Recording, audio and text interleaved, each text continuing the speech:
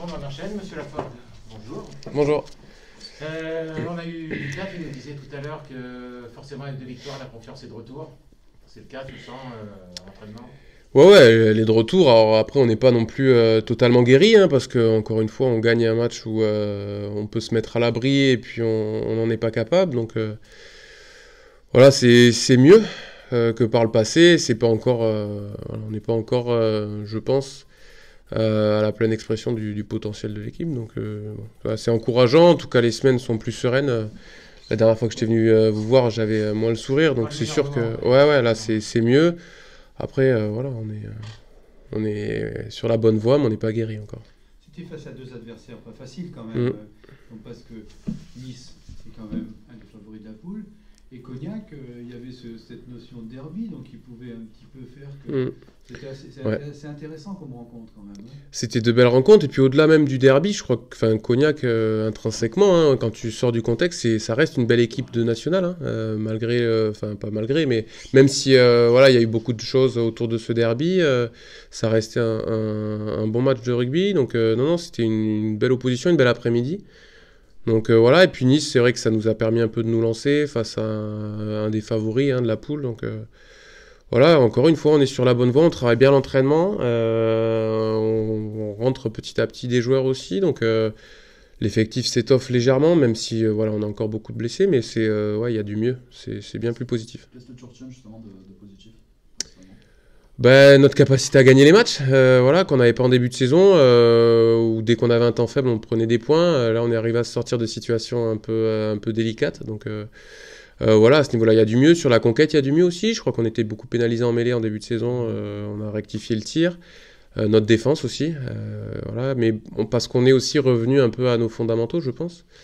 Et notamment la défense, où on a accès voilà, sur un travail de 2-3 semaines, nos montées, nos connexions défensives. Donc c'est bien que ça se traduise aussi sur le terrain. C'est encourageant. Ça veut dire qu'on travaille pas trop mal et ouais, pourvu que ça dure. Il faut enchaîner avec Dax dès vendredi. Ouais.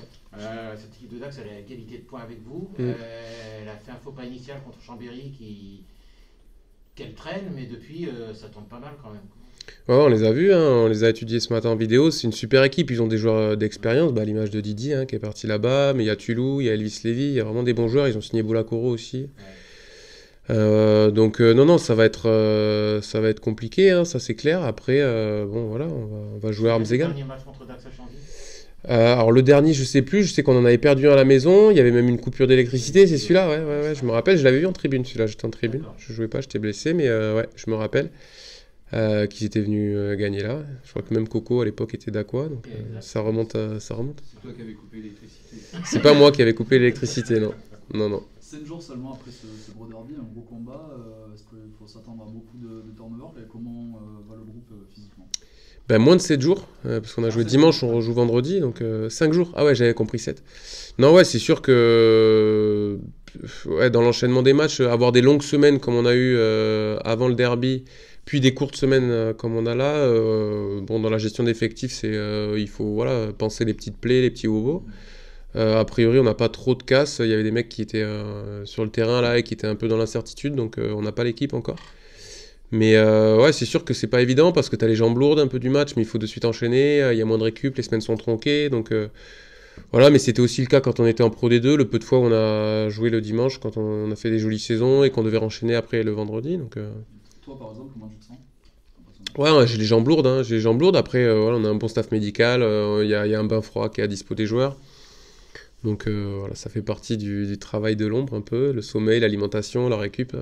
Ouais, important. Tu disais, tu évoquais Didi, Adrien Yestaran, qui Ouais. va revenir à Chantilly après 8 années communes, 8 saisons communes.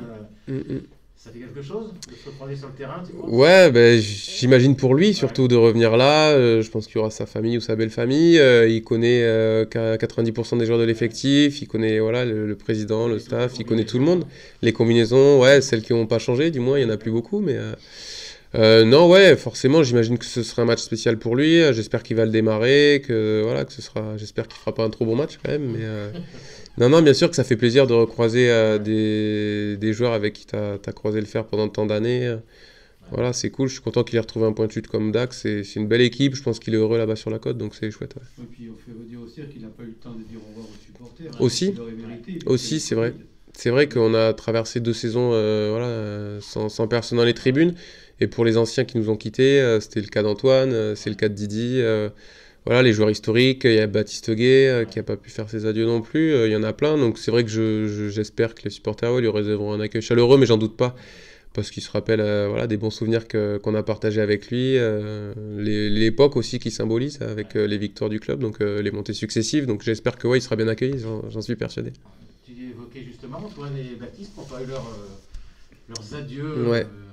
Tu pourrais laisser le message au président, à Didier, pour peut-être faire une petite. Un jubilé, ouais. Moi, je t'avoue qu'avec le début de saison qu'on Oui, fait, c'est compliqué de